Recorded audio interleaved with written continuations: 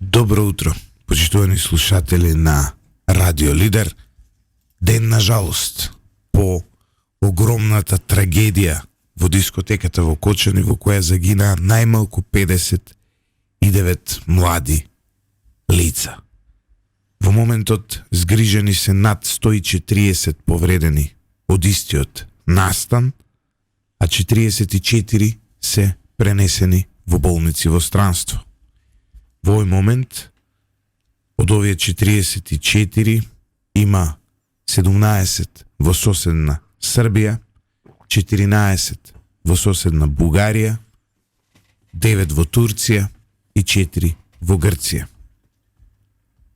Овие згрижени се згрижени преку системот на Европската Унија за спасување, каде што Македонија е членка. Активиран е тој механизам од страна на македонските власти. Во секој случај, огромна благодарност до соседните земји. Како што велат некои проценки, не постои во Европа здравствен систем кој во исто време може да прими волку вака тешко повредени, така што оваа помош од Србија, од Бугарија, од Грција, од Турција и од останатите земји кои понудија помош, има и во Хрватска, ако не се лажам, и во Романија, по 4 се таму сместени. Исто така имаме и 6 лица во Австрија. Македонија прогласи 7-дневна ден на жалост. Ово утро заедно со мене е Столе Наумов. Столе, планиравме многу различна тема за ово утро, но не задеси ова што се не задеси и должни сме да ги информираме објективно нашите слушатели, без шпекулации и без да се обидеме да користиме, да го користиме овој момент како што многумина се обидуваат да го користат во изминатите денови. Многу тешка работа е ова нашата. Ние треба да зборуваме, а што да зборуваме во едни вакви тешки моменти, освен да изразиме најдлабоко сочувство, најискрено сочувство до сите загинати, да се молиме за Кочани, за Македонија, да се молиме за тие кои што се повредени, што побрзо да заздрават, тие што се во тешка состојба да останат во живот и постепено да се рехабилитираат. Многу е тешко да се зборува во моменти кога треба да се остави место на тагата. Многу е тешко да се зборува кога треба да се молчи и да се остави време да се истагува и не знам ваков настан. Јас сум новинар. Колку време војна имавме 2001-та, немаше толку жртви. Да, оваа бројка е повисока. Два авиони, мислам дека тогаш имаше над 100 жртви кога падна Палер Македонија и Авиоимпекс, втората авионска несреќа. Ова е, не знам што да кажам, тоа е таква трагедија со незамисливи, непроценливи размери. Цела една генерација на Кочани е уништена, деца кои што пред нив требаше да биде животот, продуктивни, потенцијални, да градат нова иднина. Цела една генерација е завршена. Голем удари за Македонија и голема тага воопшто за секој човек. И голем гнев, затоа што со голем гнев, и затоа велам дека тешко можеме да зборуваме освен да информираме нешто. Голем гнев, затоа што сите и тие што не слушаат треба да сватат дека треба да внимаваш во вакви моменти. Многу пати сум размислил како да правиш емисија кога се случуваат вакви настани. Треба внимателно да ги бираш зборовите, затоа што и да кажеш може да се свати погрешно, може да погрешиш, да кажеш погрешен збор. Да, видовме да навредиш некој, да повредиш некој. Видовме многу голема неодговорност од голем дел од медиумите вчера, кои се обидуваат да собираат кликови на оваа тага, кои се обидуваат да шират политички и партиски шпекулации, независно од која страна доаѓаат. И тоа беше ужасно. Но да ги оставиме овие лоши Јас ќе кажам примери еден момент за само некој... колку треба да бидеме внимателни. И кажем еден пример од Штип, тогаш бев новинар во Штип. Едно девојче во несреќен случај со репетирање на пистол беше убиено и еден од локалните медиуми никој ништо не знаеше. Немав информации за името и презимето. И тоа треба многу да се внимава. Вчера тоа беше многу битно затоа што луѓето нема информација, ги бара, децата не знаеа дали се живи, дали се загинати, дали се починати.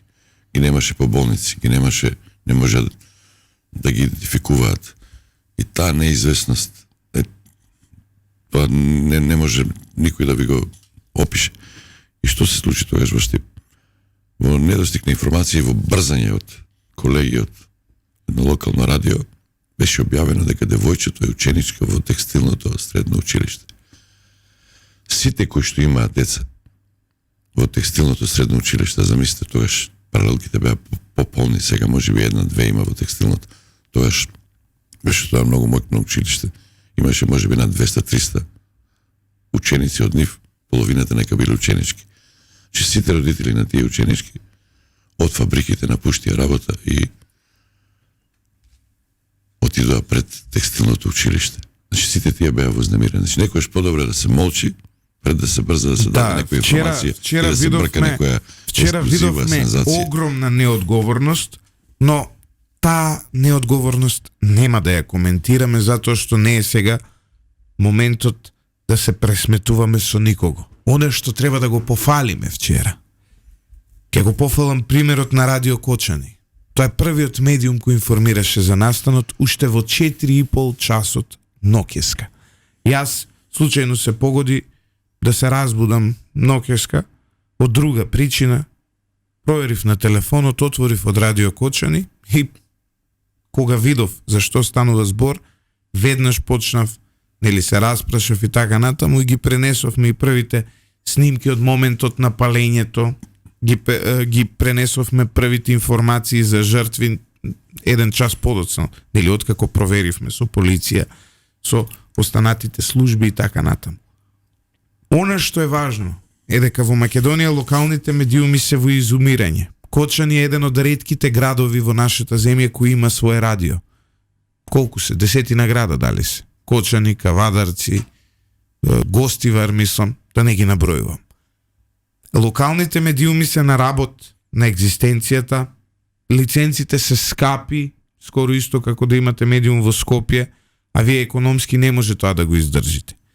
Потребно е државата да овозможи подобри услови за локалните медиуми. Сега и со новиот закон за портали ќе изумрат и многу од локалните портали кои немаат доволно ресурси да вработуваат луѓе. Дописничките мрежи одамна си исто така во одумирање. Доколку ние немаме луѓе сегде, ние повторно се сеќавам вчера наутро Столе, ти ми го прати списокот на колеги локални кои се од тамо, од Штип, од Кочани, од Виница и така, што известува од лице место. Доколку ние ги немаме тие колеги, нема да можеме ништо да ви пренесеме преку нашите национални, односно скопски условно кажано медиуми, затоа што за жал Скопје се претвори да е во единствениот центар во Македонија. Токму затоа е важно. Во вакви моменти ни станува тоа јасно да локалните медиуми да функционираат и да бидат силни. Без локални медиуми ние не може објективно, непристрасно, навремено да информираме за овие работи. Огромно браво за колегите од Радио Кочани. Секоја чест за нивните информации од вчера. Без нив многу од она што прочитавте немаше да прочитате. Многу од она што слушнавте немаше да слушнете. Тие беа тие кои го дадоа костурот на информациите во јавноста и ово уште еден апел и до Агенцијата за медиуми и до владата на Република Македонија и до останатите институции да извршат корекција и да овозможат полесно функционирање на локалните медиуми. Јас морам да го кажам тука, или е Стефановски Радио Кочани, или е Лазаревски, они се двајцата собственици, двајцата новинари кои што се таму и тешко врзуваат крај со крај. Јас ќе кажам само дека додека бев член на Советот за радиодифузија, колку е битно новинарите да бидат поврзани со медиум. Кога се распиша таа лиценца, конкурсот, имаше повеќе кандидати кои што претендираа да ја добијат. И јас и уште некои колеги кои што бевме со новинарска, така да кажам, историја, односно новинарски бекграунд, инсистиравме тие да ја добијат лиценцата, затоа што оние другите кои ќе ги прашав немаа ни идеја, ни план, само музика сакаа да пуштат и ништо друго, па дури споменува и поздрави честски глупости. И тоа пресуди при одлучувањето и овие двајца колеги ја добија лиценцата што ја држат со сите маки, со сите тешкоти по долго време. Значи, Илија Стефановски и Илија Лазаревски, за нив големо браво и за сите оние кои што на лице место уште од раните утрински часови беа, меѓу нив беше и колешката од Канал 77 Весна Колоска. Можам да кажам во врска со локалните дека тие се нужни, неопходни, уште повеќе заради тоа што овие националните, големите, елитните новинари парадираат цело време локалните самоуправи, локалните случувања на трешноста ја забораваат и за жал се појавуваат дури на вакви катастрофи, само тогаш им се важни локалните места. Да не се локалните медиуми, никогаш нема информација да биде пуштена. Го дадовме среќа што тие локални медиуми, интернетот тебе го дадовме нашиот коментар за медиумите. Ајде сега да пренесеме столе една реална слика, затоа што сме должни. Ова е прво емитување на Радио Лидер на Утринско еспресо по настанот. Должни сме да информираме што поточно и како се случило, тоа е прво. И второ, на крајот, должни сме да испратиме пораки до политичарите. До сите политичари во Македонија. Вака. Обвинителството да прочитаме што до сега има известено. Пред ти ќе прочиташ за обвинителството, јас само да дадам одредено сиже, да објаснам што се случувало во дискотеката Пулс во Кочани. Таа се наоѓа на влезот во Кочани, во близина на Лукоел, по тоа што видов по мапата веднаш по кружниот тек. Значи, во објект кој никогаш немал дозвола за угостителски објект, кој бил магазин, некој уште пред 15 на години успел да добие некаква дозвола и да направи локал, ноќен клуб. Немал лиценца лани, последната законска лиценца му издадена во 2023 година. Во 2024 година има добиено лиценца подпишана од државната секретарка во Министерството за економија. Ова се случува во март 2024 година, пред една година, и на таа лиценца пишува кабаре, односно ноќен клуб кој може навечер да действува. Според она што ние го имаме како информација, тој документ е фалсификат затоа што истиот не е заведен во Министерството за економија, а со автентичен печат, автентичен подпис и неавтентичен архивски број му е даден на собственикот на објектот. Тоа значи дека станува збор за фалсификуван документ. Кога и да одела инспекција, кога и да одела проверка од полиција и така натаму, собствениците го покажувале овој фалсификуван документ. Ама не е доволно, не ги ослободува од одговорност инспекторите. Не е доволно само да ти го покажат документот, треба да провериш. Проблемот е што како ти ако си пазарен инспектор у Министерство за економија ќе провериш од 2,5 ноќеска. Океј, не, зборувам за цело време. Тоа е друго прашање. Плюс лиценцата ако истечена, макар и фалсификувана. Еве како вчера одма знае кои дискотеки во Македонија имат лиценци и кои не. Алармира веднаш, ти покажува. Сите зборуваат за дигитализација, за дигитална трансформација.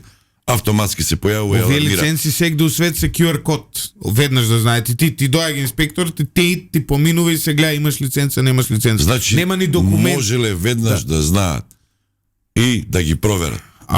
Затоа што станува збор за места кај што се собираат масовно луѓе и се под безбедносен ризик. Овој магазин има решетки на прозорите. Тоа значи дека вие не можете преку прозори да се евакуирате. Тоа е едно.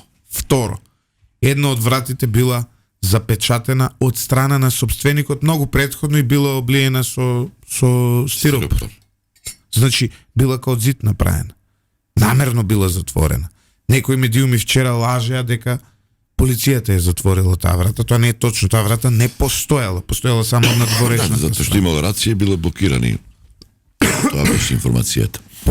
Што не беше се испостави дека не е точно. Понатаму. Внатре имало бројка на луѓе многу поголема од тоа што тој објект воопшто може да тука да го објасниме што значи кабаре, што значи ноќен клуб, што значи дискотека. Прво, во пари. За ноќен клуб, за кабаре помалку пари, околу 5000 евра е лиценцата. Ако и грешам, тоа не е толку битно. Битно е дека различни се сумите. За ноќен клуб е околу 7000, за дискотека е најскапо е 10.000. И сите се регистрираат или најголем дел како кабаре, за да плаќаат најмалку, меѓутоа во правилникот и во законот не е тоа случајно наведено. За кабаре значи помалку луѓе, значи можеби 100. За ноќен клуб малку повеќе, а за дискотека најмногу. Заради тоа и така се плаќа. За да не плаќаат повеќе, се регистрираат најчесто како кабаре, а функционираат и како дискотеки и како ноќни клубови, прават и концерти како што беше овој. Да, внатре немало никаков хидрант. Внатре имало само два противпожарни апарати. Материјалот од кој е направено од снимките се гледа колку брзо гори. Суштината е дека немале дозвола за користење на пиротехнички средства. Имаме тука нашиот техничар организира ивенти со години и пред настанов не објаснуваше. Тоа нели треба посебни дозволи? Да, потреба фирма со лиценца да ти ги изведува, лице со лиценци, потребно е да пријавиш во пожарна и секогаш да има присутни пожарникари и надвор против пожарно возило кога ти работиш со пиротехнички средства. Дали во затворен објект е можно изведување? Можно е, ама под овие услови. Ама ако е на метри и пол. Чекај, значи не платно горе што е запаливо. Тоа е проблемот. Значи, затоа што види, столе, и слушај, те молам. Значи во затворен објект е дозволено. Кога? Вас тоа ви го прави лиценцирана компанија со човек со дозвола да го прави тоа, кога имате пријавено во пожарна и кога имате присуство од пожарникари внатре и против пожарно возило надвор. Тогаш смееш да го правиш тоа. Се случувало во затворено. Доколку тоа се спровело законски. Прво, лиценцираната компанија ќе видела дека е 2,5 метра и ќе речела нема шанси овде ова да го правам. Потоа, дури тој филтер и да поминал некако ќе дале пари, фирмата ќе рекла ќе правиме. Ќе дошле против пожарните од пожарни ќе рекле нема шанси овде пиротехника. Проблемот е што тука сите тие законски норми се заобиколени. И не само овде. И минатата недела биле заобиколени во станица 26 каде што имал ДНК исто така концерт. Не знам дали во станица или тука кај железничка. Во станица 26 мислам дека не важно. Дискотека, ама знам и ги гледат тие слики. Не важно. Повисоко било истата. Ама што ако е повисоко? Точка. Има протокол. Има протокол кој не чувало Господ што е повисоко. Протокол кој никогаш во Македонија во последните години никој не го запазува. За жал. Постои, ние имаме совршени закони, верувајте. Проблемот е што никој не ги спроведува. Имаме совршени правила, проблемот е што никој не ги спроведува. Сите сме индијанци во оваа земја. Имаме ние човек. Знаеш како? Имам ја човек, брат, ке средиме. Еве, имале човек и средиле. Видовме кај дојдоа. Вака, само ово да прочитам. Во објектот, според обвинителството, биле користени пиротехнички материјали на висина од 3 метри без соодветна дозвола и без тоа да го прави овластено друштво, тоа што го речете, со дозвола од пиротехника. Објектот е регистриран како деловен за лесна индустрија од 419 квадрати и не е извршена пренамена за угостителски објект. И покрај тоа што нема пренамена, има дозвола од Министерството за економија како за угостителски објект издадена пред 15 години. Ке се спроведат истражни действија за лоцирање на кривична одговорност на повеќе сторители за повеќе дела како тешки дела против општа сигурност, член 292 во врска со 288 од кривичниот законник, кривично дело подкуп и кривично дело во врска со пиротехниката. Лицата постапувале спротивно на правилата и мерките за заштита и предизвикале опасност по луѓето од големи размери. Втората работа. Второ исто така многу трагично. Собственик на овој објект е познат бизнисмен од Кочани, не многу омилен во Кочани до душа, станува збора за еден така, како се вика Буџован, од таму Дејан Јованов Деко. Собственикот на овој објект подолги години го работел ова. Таму има една друга фирма каде што фигурира па друг газда како нели што го менаџира објектот. Во секој случај Деко е главен, дури него му се обраќаат на снимката, тоа може да се слушне кога се пали горе. Фирмата која го стопанисува овој објект, условно кажано, е со години со блокирана сметка. Од 2020 со блокирана сметка. Како тоа некој работел, добивал воопшто, значи вие практично не сте можеле со картица да платите таму најверојатно. Затоа што тоа било комплетно сива економија. Со блокирана сметка од 2020 година, което и што може 4 години нели да финансира нешто вакво. Таму има огромни даночни затајувања сериски и сите директори на подрачна единица на Управа за јавни приходи од 2020 па до денес треба да се запрашаат, чекајте бе луѓе, што сте правеле вие? Вклучително и тие што се сега. Не е Љупче настроен позитивно кон никого. Извинете. Или негативно. Јас сум само за правда. Го слушав вчера премиерот Христијан Мицкоски, морам да признаам дека ми даде огромна доза да верувам дека навистина сака да го среди ова одлучно. Најави мерки, ајде да видиме, да им дадеме шанса. И како што самиот Мицкоски кажа, неговите зборови сега ќе искористам. Или ова ќе го решиме, или нема да бидеме држава. Затоа што вакви, ние не сме држава. Ова е поголемо столе од било која политичка партија. Ова е поголемо од било која идеологија. Одличен беше вчера Венко Филипче наутро, која кажа, дај обединети да излеземе од се ова. Јас го прочитав и викам браво. За само поручекта потоа да видиме една партиска едноставно не го послуша, пуч му направи на Венко Филипче во неговата партија која излезе под председателката Ана Чупевска да политизира партии и да споменува. Тука си субјективен за Чупевска. Не сум субјективен. Не сакаш. Не, нема врска дека не ја сакам. Но едноставно не е моментот тоа. Пуч му направи Чупевска вчера на Венко Филипче. Не внимава, мислам дека внимава. Не внимава како? Директно влезе во партиски квалификации. Веднаш потоа нејзиниот поранешен професор господинот Љубомир Данилов Фрчковски напиша колумна во која ја бранеше државната секретарка која го издала овој документ. Луѓе, не е само ВМРО, не е само СДС. И во ВМРО и во СДС има длабока држава која функционира и не спроведувајќи работи не краде сите. И да почекаме да не обвинуваме однапред. Не. Обвинува. Да носиме пресуди секој однапред. оној кој ќе седне да политизира, да споменува партии. Еве јас ви го фалам Венко Филипче Сабајлево. Како одговорно однесување имаше Венко Филипче. Ајде да завршиме само од видеот на лице место што е инспектори од Дирекцијата за заштита и спасување констатира дека објектот немала хидранска мрежа и хидрант во функција. Немало доволен број на противпожарни апарати според квадратурата. Имало само 2. Немало 2 излезни врати за евакуација, туку една импровизирана метална врата на задниот дел на објектот, но исто била заклучена тоа што го кажа со катанец и без квака на трешната страна, обложена со гипс картон, со сунгер и стиропор за звучна изолација. Немало пристап за противпожарни возила од двете страни, согласно правилникот за заштита од пожари. Внатрешноста на објектот била обложена со гипс картон, но не бил со огноотпорни својства. Немало спуштен таван со огнена отпорност од најмалку 30 минути. тук тие сунгерите, вакви сунгери имало, како што се за изолација, овие горат за 3 секунди сега со... Да, ма овде има позади овие сунгери, има стаклена волна. Да, ниту врати со против пожар. Има гипс картон. Од најмалку 1 час.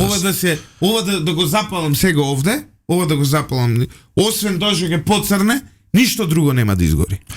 Немало систем за кочење на вратите, ниту систем за известување. Требало автоматски се отвараат вратите кон надвор, за да не се блокира, да може. Што ти е, столе се враќам од Лондон, бев минатата недела, знаеш.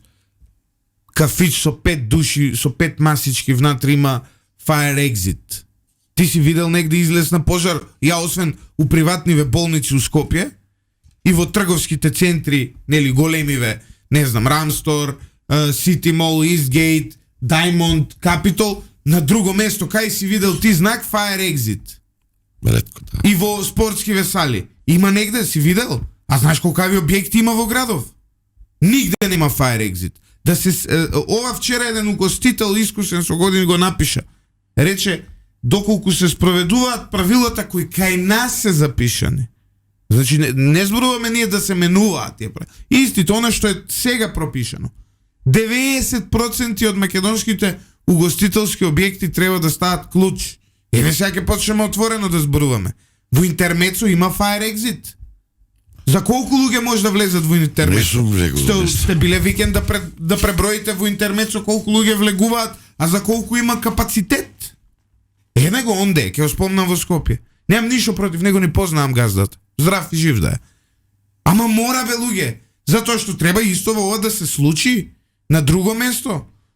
По сите оние клубови, ресторани, кабареа, што и да е, што ги имаме да овде. кажам, што име работите на инспекторите, прават ли контроли? Овие работи сега што ги утврдиле. Има некој таму има човек. Знаеш како ја ако отворам безврски од нигде, ако дојдам од Кавадарци и ако отворам кафич, мене ќе ме здробат тука сите инспекции и јас ќе мора или да работам по закон или да затворам. Затоа што ако работиш по закон, ти нема да можеш да опстоиш поради нелојална конкуренција околу тебе. Ако те сопрат со автомобил, не ти бара само дозвола. Значи, може би и автомобилот ќе те пратат на технички преглед. Чекај, столе. И што е суштината? Имаш у Скопје дискотека таква Колосеум, да речеме, беше по сите стандарди. Настрада поради тоа што имаше околу неа нелојална конкуренција, вакви, овие што имаат врски, што имаат човек, што имаат луѓе, што не мора ова, не мора она, а тебе ти даа дека ти мора све да направиш и на крај ќе пропаднеш. Така функционира бизнисот во Македонија. Сите оние кои ги гледате како успешни се уствари буџовани кои имаат човек, исто како Деко, во чиј објект ни изгореа најмалку 59 деца. Он имал човек. Знаеш, и тој човек му завршил работа. 200.000 денари е дадено мито, еве една информација од истрагата, веќе има и признание за оваа работа.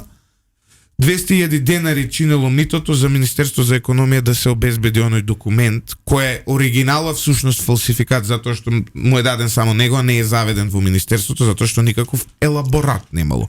За 200.000 денари да земе некој раководител, инспектор или државен секретар, не навлегуваме сега, за 200.000 денари да ги земе, не изгинаа волку многу луѓе, толку многу трајно ќе бидат повредени со огромни проблеми, ќе имаат пластични операции и така натаму. Тука има една мала праисторија. Алал да ви се тие 200.000 денари за надгробна плоча да ги даете. Тоа се што имам да ви кажам. Значи, праисторијата што вели? Праисторија. 12-та година е дадена ова лиценца. Ако веќе според закон гледам, ја затоа вчера кога го прашував премиерот, прашував ќе има ли некој вонарни мерки, затоа што тој што прв примордијално ја дал лиценцата, веќе е застарено неговото дело 2012, сега сме 2024. Значи првата дозвола која што трае да постои е издадена 2012. Од 2012 работи ова дискотека. После се обновуваат оние.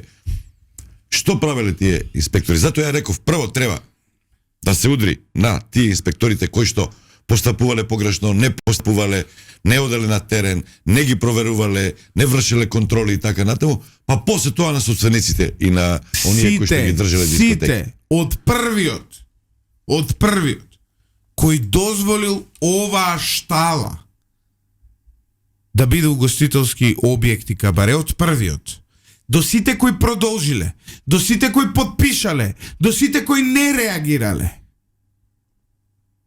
До сите и кои не реагирале, а биле должни да реагираат. Независно дали се дел од локалната, од централната, од извршната, од било која власт. Сите до еден треба да бидат во затвор. Затоа што, пак ќе кажам, за сега се 59. Ќе бидат многу повеќе. Знаете, за малолетници потребна ли е лиценца? Што потребна? Треба ли За да малолетници... А знаеле сите за на малолетници... мој пријател, неговата керка, минатата, исто 15,5 години, минатата сабота, минатиот викенд била на... И среќа сега вика што не е однесла. За убиства нема застареност. Убаво пишал Јули, наш слушател. Ти благодарам. Нема застареност за убиство. Ова е убиство. Системско убиство направиле сите овие бюрократи, сите овие за ова длабока држава. Да, може така сега, се... Има тука уште една работа. Мора да, во однос на малолетниците. Сега ова нема да ви се допаѓа, што ќе го кажам. Во однос на малолетниците има одговорност, прво, кај тие што го организираат настаното. Ова е настан после 12. Со самото тоа што е после 12 требало... знам што сака родителите. Значи, не. Второ, има одговорност тамо да видиме кој е полициски началник, кои се одговорни за таа работа да следат, што не следеле, затоа што ова сигурно не е прв пат. И трето, одговорност има кај родителите. Ако вашето малолетно дете, ти имаш малолетно дете, моето уште е многу мало, но нема врска. Ако вашето малолетно дете во 4 саат са бајле, во диско, одговорни сте и вие. Така, родителите исто така. Одговорни сте и вие. Жал ми е што е така, многу мина сега ги изгубија децата и на потешкиот начин. На еден незапаметен начин го дознаваат тоа, но луѓе, не е нормално децата да шетаат надвор после 12. Не е за џабе тоа така како што е. И одговорност од сите. И од собственикот, и од оние кои не реагирале, а биле должни да реагираат, да проверуваат. Внатре имало, Бог да го прости, само еден полициски службеник кој имал информации, нели, дека има дрога од Ентеше. Тој па не е ни должен, нели, да не знам всушност, појма немам како е, како се вика, дека се делало дрога. Видете, овие ноќни клубови, Бутлевски Игор, убав коментар, се извор на наркоманијата во Македонија.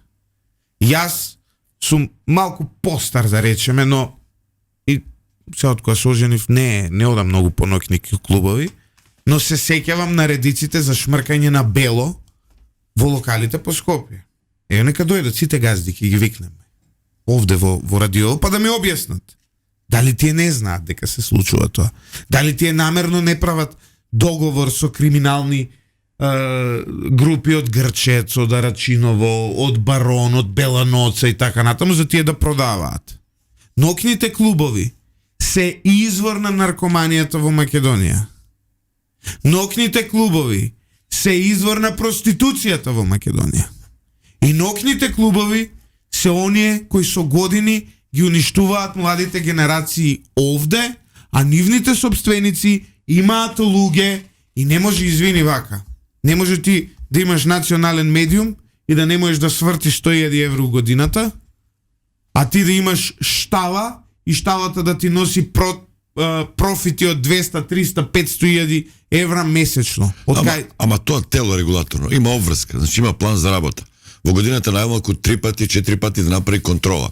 И тоа контрола со знаење и контрола ненадејно. Зошто контрола не им е правено на овие дискотеки? Кога знаеле сите дека малолетници влегуваат таму, кога знаеме дека нема, речиси да нема музичар во Македонија кој што не настапува таму. Па и од регионот се зборува дека и поголеми звезди од Балканот настапувале таму. Од просторот на поранешна Југославија. Кој ги вршил тие контроли или тоа што велиш ти, наши, ваши, и тоа ми пречи. Ке дојде ССМ, овие се наши. Ке дојде ВМРО да помане, овие се наши. Овие се наши. Ама не, знаеш тоа, како? Наши и ваши, тоа. Знаеш како? Еве сега ќе ти кажам. Најголем дел од овие буџовани. Најголем дел од овие буџовани се константа. Затоа што ќе дојат едните јадат и пијат без пари. Ќе дојат другите јадат и пијат без пари. Па кога ќе дојат на власт, обично се изфрустрирани, такви неуспешни, затоа што во животот да не е политиката не би направиле ништо, па овие буџовани ќе им пуштат и некое девојченце. Малце да ги реализираат и сексуално и потоа за нив не важат законите. Че они секогаш се наши, така ќе му дојде. Они се секогаш Односно на власт. наши и секогаш се на власт и ги знаеме кои се. И знаеме и гледаме у Скопје се знае. Еве Скопје 5 град е Скопје. Се знаеме кои сме. Се знае кој работи поштено, кој работи по стандард, се знае кој е буџован. Сите ги знаеме кои се. Знаеш како? Но мафијашкото размислување го направивте нормално и сега е време некој да се пресмета со тоа. Или Христијан Мицковски ќе се пресмета со се ова, одлучно како што најави вчера, или ќе биде политичко минато.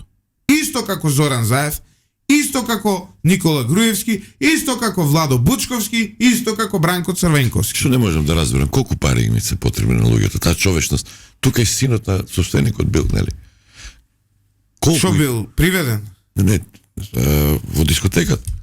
Така да, колку да сватат што, колку пари ти треба да направиш непроценлива штета, што ќе ти се пари? Наум Томалевски, така е Љупчо тек во Скопје кога се знае колку се ова се знаело во Кочани. Пријателе, ја вчера разговарав со мој блиски од Кочани, викаат овој ајдук со години го прави ова, вика. Значи на мене на луѓето во Кочани им е јасно, ама кој да ги слушне бе? Кој да ги ние, знаеш колку стотици прилози, текстови за вакви лудости сме пишувале, никој не те есапи. Ке почнат да те есапат од кога ќе изгинат 60 деца и од кога нивниот задник потоа ќе биде под знак прашање. Тогаш ќе почнат да есапат. А има и некои што тогаш па као Фрчко вчера, у колумна па ќе ги бранат тие што земале мито, за да го овозможа тоа.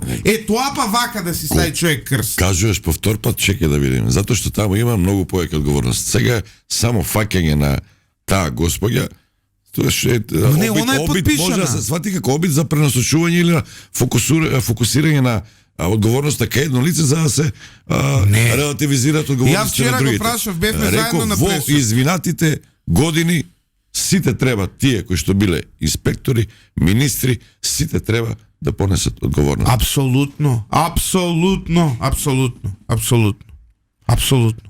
Да, човечноста ќе се вратам. Еве, да го земи тоа со загадувањето, со токсичниот отпад. Еве, Радко Капушевски. Ти, и што, јас нема да живеам тука? Па кај ќе живеат твоите блиски, твоите деца? Ние еден ден сите ќе умрем. Социопат. На кого ја оставаш? Социопат. Колку? Социопат. Не го споменуваме конкретно, само тој пример. За сите тие кои што газат преку лешеви, не внимаваат ниту на животна средина, ниту на безбедносни стандарди, и што, па неговото дете ќе влезе еден ден. Што ле?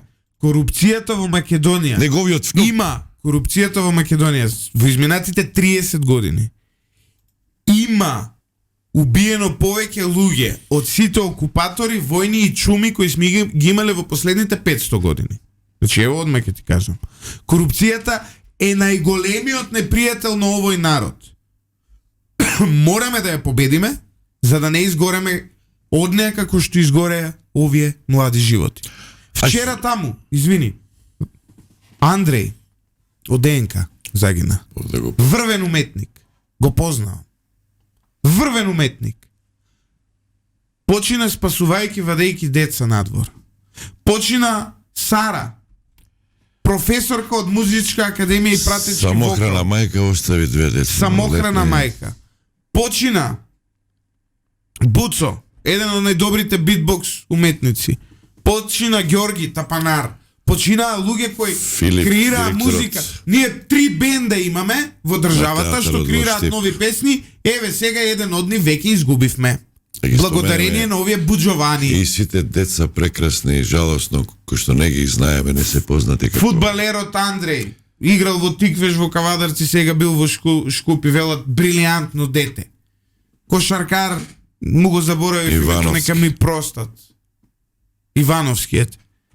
Значи, изгубивме многу само поради тоа што некој рекол имаме човек, ќе средиме. И еве средиле. Види како средија. Пред паузата ова само да, еве конкретно што значи и да се добие лиценција, како се добива. За да се нарече нешто дискотека, за да можеш да почнеш да работиш како дискотека, потребни се следниви лиценци. Од Министерство за економија, лиценца за вршење гостителска дејност за ноќни клубови, дискотеки, кабареа. Општините даваат, локалната самоуправа, одобрение за работа во зависност од урбанистичките и безбедносните услови. Контрола и инспекцијски надзор кој врши. Државниот пазарен инспекторат врши редовни и вонредни контроли за почитување на законите, работно време, број на гости и услови за работа. Државен инспекторат за труд. Тој проверува дали вработените работат во согласност со законот за работни односи. Инспекторат за животна средина на локално ниво нагледува дали клубовите ја почитуваат регулативата за бучева и заштита на животната средина. Тоа не знам дали воопшто некој некојаш го проверува, поготово ако судиме според тоа што се случува во самиот центар на Скопје. Ало, интермецо, луѓето што живеат одоколу, сеќаваш Богдановиќ која сакаше да ги затвори. Со години никој не контролира бучева, со години. Полицијата, Министерството за внатрешни работи го контролира редот и мирот, проверува безбедносни мерки, значи безбедносните мерки се должност на полицијата. Влез на малолетници и дозволи за работа после полнок. Тоа е работа, должност, одговорност на полицијата. Противпожарна служба врши проверки на противпожарната заштита и на евакуацијските планови. Дали сите овие кои што сега ги кажав, ги наредивме, може да спијат мирно? Јас мислам дека овде за жал се сите без образ и не ни чувствуваат што направиле, но јас пред паузата би сакал да испратам една порака до државниот јавен обвинител Љубомир Коцевски.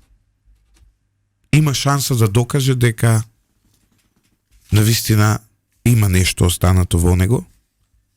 Тој се наоѓа пред огромен суд на јавноста со овој чекор. Гледаме дека вчера веднаш почна заедно со сите обвинители да чешлаат, да гледаат да соработуваат со МВР. Иако овој медиум имал десетици критични емисии, текстови во однос на неговото работење, во овој момент тој е таму и тоа е единствената надеж за оваа држава. Порака до него, ова е посилно од било која функција која ја имате, ќе ја имате или сте ја имале. Ова веќе не е функција. Ова веќе е мисија која ја имате. Доколку него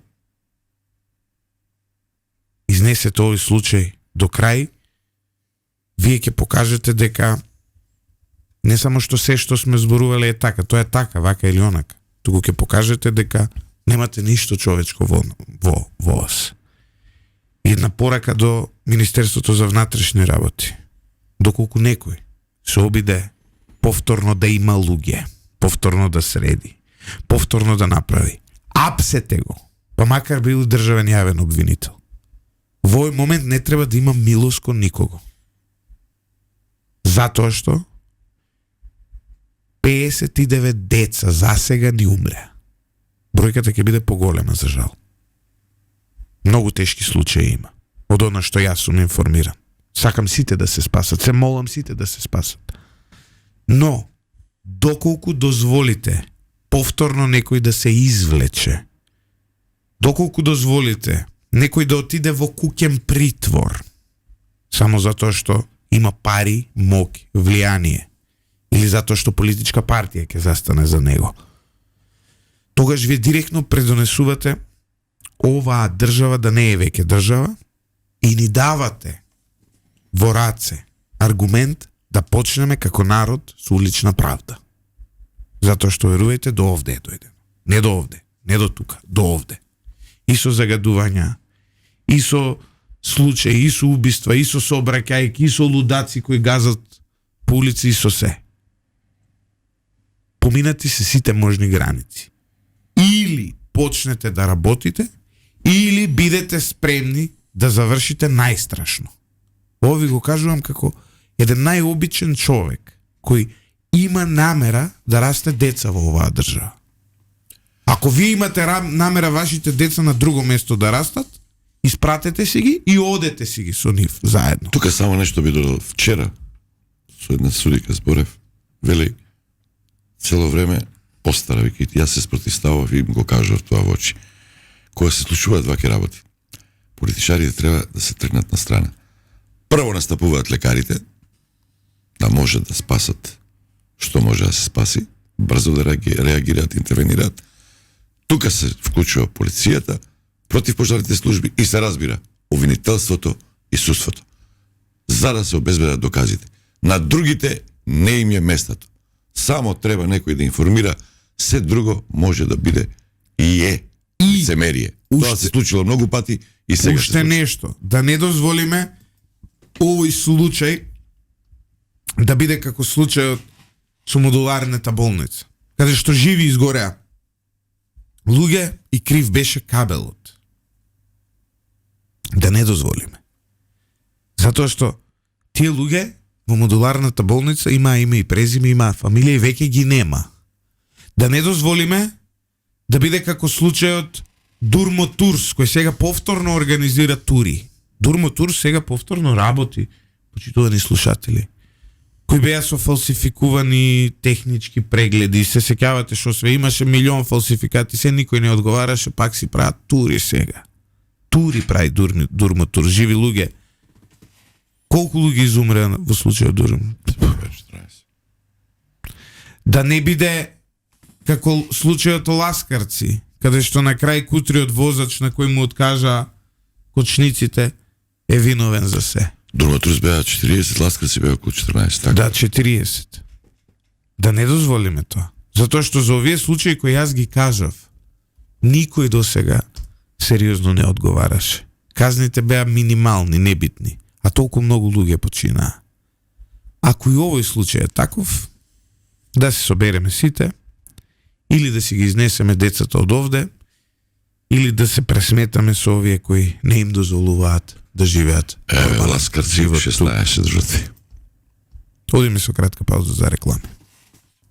Се враќаме назад, почитувани слушатели, во ова издание. Имам една корекција, Дурмо Турс и Ласкарци е едно исто, а другата било Беса Транс, така е? Да, во Беса право Транс, сте, да. се извинувам. Се извинувам. Не бев доволно, ме понесоа нели сите овие емоции околу се ова што го гледам.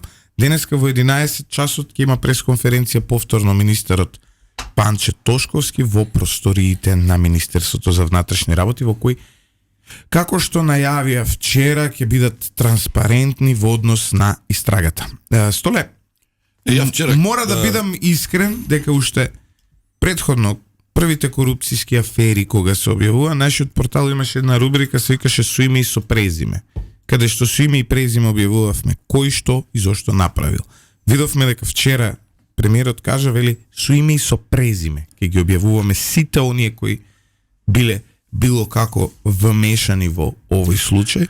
Име и презиме имаат и оние кои што по автоматизам, поради морална одговорност, без разлика дали се на таа функција се требало да дадат оставки. Вчера оставки споменавме во прашањата, како што тргна во објаснувањето, беше многу потресен премиерот, малку беше контрадикторен во стигнав првото влегување на пресконференцијата, добивме сите пешо дека ќе си поднесе оставка, така ли беше? Па зборуваше за одговорност и речи ние ќе преземеме одговорност, да. Но убаво кажа човекот, вели не може па сега да се повлечеме и да не го стераме од крај. Министер не би размислувал ни 5 минути. Да, до сега има случаи кои треба да се расчисти. Не е одговорно сега. Може да каже откако тоа ќе заврши, јас уште сега ја депонирам својата оставка. Значи, до сега оставка само Антони Пешев дал. Оставка, мислам дека Емилија Накиевски, меѓутоа не му беше прифатена. Фршковски така даде оставка, не му беше прифатена. Филипче отпосле даде оставка. Значи има работи за кои што не се разговара. Да не се политизира, во овој момент имаат мисија пред себе кои доколку не ја завршат оваа мисија која сега ја имаат Панче Тошковски. Че не станува збор да се спаси рейтинг, партија, значи, треба да задржавате зборуваме. Доколку и сега, така треба да се однесуваш до крај. Оваа мисија која ја имаат сега Христијан Мицковски и Панче Тошковски не ја завршат до крај, нема потреба да поднесуваат оставка, ќе завршат политички, ние ќе ги срушиме. Значи, доколку не ја завршат оваа работа до крај, доколку не видиме одговорност, доколку не видиме затворени лица на огромни затворски казни поради овие работи кои ги правеле, нема потреба оставка да дава. И завршетокот ние ќе ги срушиме. Завршетокот. Значи, На моето прашање, јас така не би го завршил лично, не знам еве и ти лично како ја постапи, ја би рекол вака. Да завршам оваа работа, овој процес, да направам еден голем исчекор во борбата против корупцијата и постоа уште сега кажувам дека ќе се повлечам, не ми треба функција, не ми треба ни избори, не ми треба ништо. и јас како би постапил, кога знаете за 10 години, кога ќе ми побеле малку косата, кога ќе го довршам моето образование во странство и кога ќе решам да се занимавам со политика. Сега е Во странство прерано. многу добро знаеш, за 5 банки веднаш се поднесува. Да, но во странство во исто време за вакви случаи има и брзи и одлучни реакции и има реакции кои носат веднаш И уште една работа сакам. одговорност. Само секунда, ова утро стигна порака за сочувство од Вселенскиот патриарх Вартоломеј. И од папата имаше вчера. Од папата Франциск имаше вчера, имаше од, не знам, од Новак Џоковиќ, од сите лидери од регионот, од сите, скоро сите лидери во Европа. Србија и Бугарија пред се. Првенствено, овие две соседни земји ни излегоа во пресред И неверојатно. Грција. Затоа треба како соседи ние добрососедски И односи да ова е градиме. доказ дека ние треба малку да си ги преиспитаме реториките кои ги имаме кон нашите соседи. Секоја будала која ќе напише за бугарите татари во коментар, нека биде свесна дека тие татари сега не ги лечат децата, кои вие ги навредувате така погрдно, која ќе некој ќе пишува против Србија, која ќе пумпа, која ќе се меша во внатрешните работи на Србија, нека не му помине низ глава дека вчера И Албанија и владата на Србија ја отвори својата седница со 1 минута молчење по која Вучич побара од сите болници, од сите министерства и од сите институции во Србија да се стават целосно на располагање на Македонија и веќе се ставија, веќе во српските болници авиони беа пуштани. Следниот пат кога ќе зборувате за Грција дека е ваква или онаква, да, ние имаме проблеми, но да не заборавиме кој ни се нашол во тешкото и следниот пат кога ќе протестирате зошто сме гласале вака или онака во Обединети нации, присетете се дека една од првите 3 држави кои ни помогнаа во оваа криза беше Израел, кој испрати авион со медицинска помош. Значи, тука е нормално и Турција, земја со која имаме огромни конекции. Во овој момент товарот најголем го имаат Грција, Турција, Србија и Бугарија, пред се Србија и Бугарија. Помошта која ја даваат Србија и Бугарија е малтене како да сме една држава со нив. Така не третираат во овој момент и тоа не смее да го заборавиме. Ова нека биде како освестување. Дека Не треба да смее да го внимаваме заборавиме. што зборуваме и како зборуваме за Да, и соседите. треба да внимаваме да кога шириме омраза и треба да ни биде јасно дека во тешкото се познаваат браќата, сега какви такви, имаме проблеми у фамилијата, но ова се нашите братски народи, ова се народите кои нас ни помагаат. Да не беа тие, многу потешко ќе Уште една работа поминат. сакам да споменам. Дека вчера тој го прашав. Беше Вчера одговорено. во Белград, дури на зградите, извини, на кула, популарната кула Белград беше обоена во боите на Македонија и пишуваше Кочани со она, како се викаше, црната машничка, како знак на поддршка и солидарност. Србија буквално се покажува како да сме една земја во овој период. Ова е за секоја почит. Српскиот конзул, почеше конзул во Македонија Владимир Стајич, мојот драг пријател, вчера напиша на социјалните мрежи дека како почесен конзул на Република Србија во Република Македонија одлучив да ги покрием трошоците за престој на семејствата чии најблиски повредени во несреќата во Кочани се хоспитализирани во болниците во Ниш и Белград во Република Србија. Посакувам брзо закрепнување и многу сила за сите кои поминуваат низ оваа голгота во овие тешки моменти. Најважно е да покажеме солидарност на сите на кои ме потребна помош. Ја споделувам електронската пошта на почесниот конзулат office.rs@hc-ku.com. Значи, почесниот конзул на Србија на сите семејства кои имаат блиски во Ниш и Белград хоспитализирани им нуди да им ги покрие трошоците за престој во Република Србија. Ова е навистина великодушен потек од овој скопски бизнисмен. Аз да напоменам уште нешто, не случајно вчера го прашав премиерот, затоа што во неговото излагање тој изрази резигнација од се оно што се случувало изминатите 30 на години, со впечаток дека го мисли тоа што најголем дел граѓаните го мислат во оваа држава, дека внатрешно ништо не сме направиле сами, и затоа го прашав дали ќе ангажира странски експерти, странска помош, не во истрагата само за трагедијата, туку и воопшто во борбата против корупцијата. Мицковски кажа, не, мислам дека имаме ние сами капацитети да се справиме со тоа. Но, ова морам да го кажам, Златев. За жал, ова е уште една потврда дека ние сами тешко можеме да функционираме. Поради тие роднински врски, поради тој непотизам, кронизам, имам свој човек. Треба систем кој што може само шериф, некој со камчик да го спроведе, затоа инсистирам да се почнат тие преговори со Европската унија. Ние порано го имавме Белград, во Југославија се почитуваа стандарди, сега ни треба некој друг Белград, ни треба Брисел. Ние сами, јас, за жал, и овие хоспитализирани се хоспитализирани поради европскиот систем. Не можеме да се справиме со овој канцер што го спомена вчера на пресконференцијата. Имаме капацитети, можеме и мораме да се справиме и не може никој од страна да се справи освен ние самите, тоа е суштината. И за да не примат во Европа, ние треба самите да се справиме првенствено, потоа да не примат таму. Да ја споменеме и Татјана, македонка која живее во неа каликратија, која понуди сместување за родителите на децата кои се во Солун сместени, обична жена македонка која живее таму. Вчера го спомнавме Белград и обојувањето на кулата во боите на македонското знаме во пред амбасадата на Македонија во Софија. Синоќа се собраа граѓани за да изразат сочувство кон жртвите кои загинаа во пожарот во Кочани.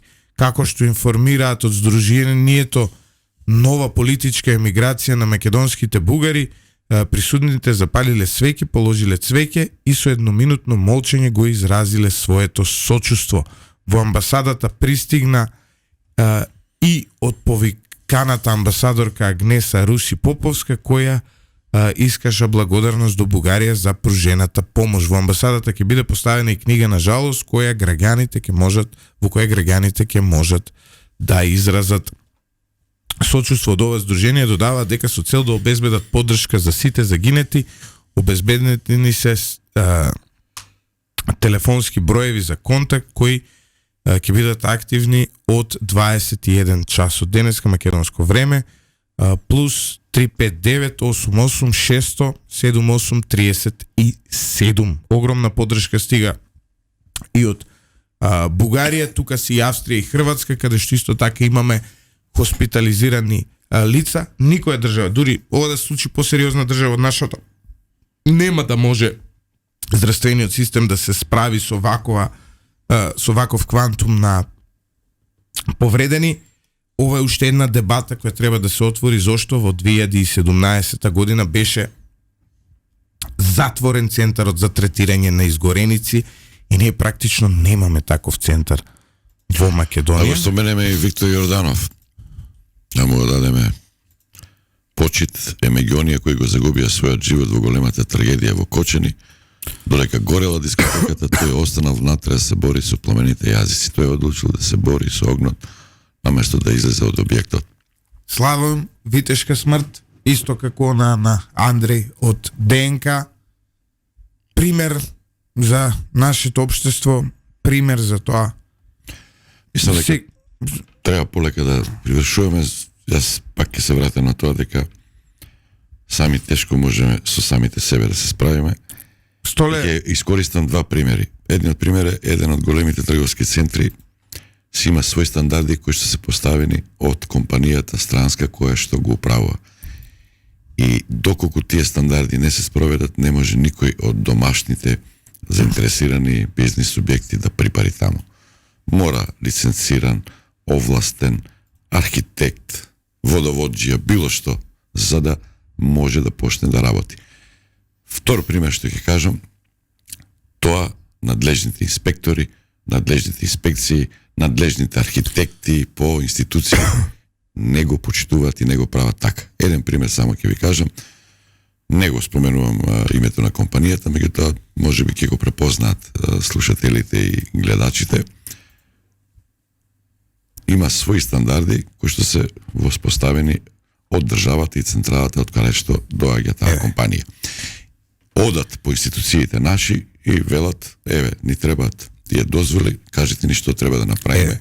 Ова се нашите стандарди, кои се вашите стандарди и законски прописи и правилници. Од една само ситуација ќе ви кажам, од една институција, од еден човек кој што е задолжен во таа институција како инспектор, било кажано, па тоа е за вас добро. Ако си ги направите стандардите, вие нема да изгорите. И јас нема да горам. Вие ќе изгорите таму. Сакате направите ги, сакате не ги правите. Ако ги направите, тоа е добро за вас. Такво однесување ме прави уште погневен.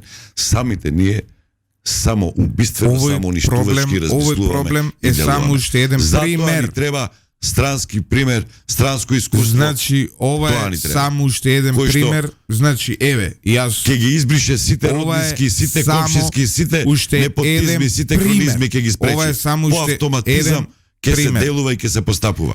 Ова е само уште еден пример дека самите и единствено ние можеме да го решиме овој проблем. Да, треба да земаме од запад примери, од странство примери, треба да земаме примери како се градат стандарди. Ние веќе ги имаме тие стандарди втемелено во голем дел од нашите закони, се што треба е да ги спроведува. А 15 години за дискотеката ги имаме стандардите, не се почитува. Од странство никој не може да не натера ние да ги спроведуваме, доколку самите не се натераме, останува се на нас. Огромен поздрав до сите слушатели од кои имаме огромна поддршка за она што го кажуваме ово утро. Велат браво за храброста да ги кажеме работите онака какви што сме, тоа не е какви што се, тоа не е работа, почитувани слушатели. Еве има и поразлични мислења, да речеме Целе Неделковски кој пишува, кој доаѓа од одредена политичка партија, мрш море свињо вамаровна, ништо-верска, да ти ги снајде децата што ги снајде, што изгореа мрш расипано племен вамаровно. Значи, очигледно господинот Целе сака моето дете и мене да не снајде истото што ги снашло овие таму. Ова е, например, една политичка комуникација која вчера беше стимулирана од подпредседателката на Социјалдемократскиот сојуз, вчера беше стимулирана од Социјалдемократскиот сојуз. Попаметно на целото не. Цело време зборуваш за да не се партизира, а 6 пати е спомена. Па еве, мене ме нарекоа свиња вамаровна, иако јас повикав на одговорност на актуелните функционери и побара моите деца да ги снајде ова што ги снашло овие. Не знам, Столе, каков е твојот коментар во однос на ова прашање, но мојот коментар е дека со вакви будали ние држава не може да градиме. На овој човек веројатно ја не му посакувам на неговите деца, нели да му се случи ова, затоа што имам, како се викаше тоа, човештина во себе, но чим стигнал да напише нешто вакво со име, презиме и слика, очигледно е дека има сериозен проблем една групација во македонското општество, една групација која злоупотребуваше смрт со години, која ги лажеше родителите од Смилковско езеро, загинатите, која релативизираше за она што се случи во модуларната болница. Со овие луѓе јас не можам да градам заеднички држава, се додека овој се додека не се сместат онаму каде што припаѓаат. Некој во затвор, а овој не е за во затвор, е за во лудница, очигледно, но уште нешто не можам да вчера споменав реторичко едно прашање за вонредна состојба, вонредни мерки и Сабија споменав. Тоа беше реторичко во насока на тоа дека треба вонредни мерки за превентивно да се затворат сите тие објекти, макар што сега во овие 7 дена, на жалост, нема и да работат, меѓутоа има и објекти кои што Не се тука само дискотеките. Тука се сите, например, можеби поголеми ресторани кои што работат на Охридското крајбрежје. Сите тие случаеви за кои што пишуваше и лидер, пишуваа медиумите, информираше, истражуваше и антикорупцијската комисија, сите тие сега треба да се отворат. Затоа ја мислев дека се потребни вонредни мерки, затварање за 3 дена. Дали ќе може инспекторите да го завршат тоа што вчера го кажа Мицкоски? Ако може да го направат тоа за 3 дена, зашто порано не го направиле? Втора работа. Имаме ли доволни инспектори? Ајде да отвориме темата колку тие се платени. Дали поради ниските плати или поради нешто друго се подложни на корупција? И тоа ситна корупција. Колку инспекторите земаат? Тоа го кажат и на почетокот. Јадат, пијат и можеби некој евро под рака. Колку чини тоа? Големците може и повеќе земаат. Колку земаат инспектори? Според мене во неколку пригоди Или во мојот живот, во мојот живот не ми одговарала платата која сум ја заработувал и сум си давал отказ. Значи, ако не ви одговара платата која имате во одредена функција, имате начин како да се изборите за подобро. Имате од една страна синдикати, од другата страна имате институција отказ, па можеби на пазарот на труд ќе најдете подобра работа. Тоа што некој има мала плата не е изговор дека треба да не ги гори децата. Тоа што некој има мала плата не е изговор дека кој има лиценци, да, кој нема лиценци, а работи.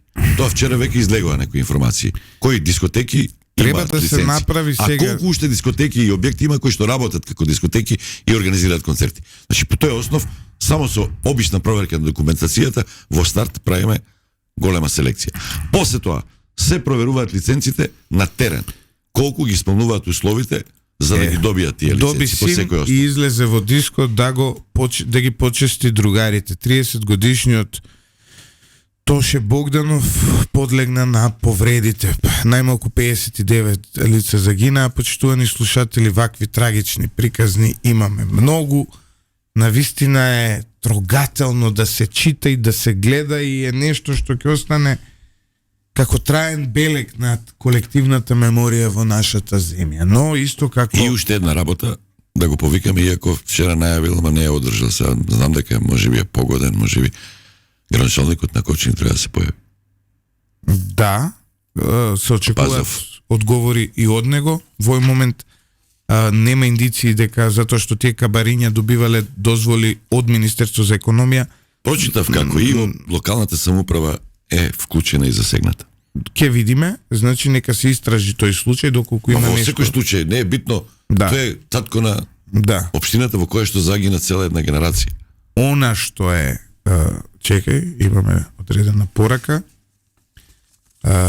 Доколку не се среди се ова, ќе биде навистина уште пострашно. Почитувани слушатели, тука негде мора да ја завршиме оваа емисија, која искрено посакувам никогаш и да не ја направевме, да немаше потреба да ја правиме, затоа што ова што се случи е едно од најужасните работи која се случила во современата македонска историја.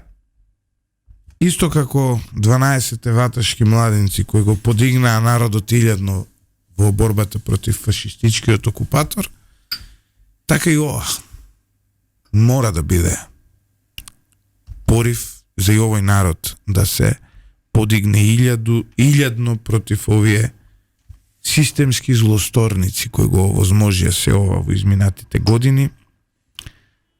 Уште еднаш на крај тоа, владата најавува борба со корупцијата. Ајде да видиме што ќе се случува. Но на крајот од денот одговорноста како граѓани е наша. Може би е лошо сега во старт да зборуваме, се надевам дека нема да биде селективна, дека ќе оди многу наназад. И кој го каже тоа, секој што бил 2 минути на власт треба да одговара. Апсолутно.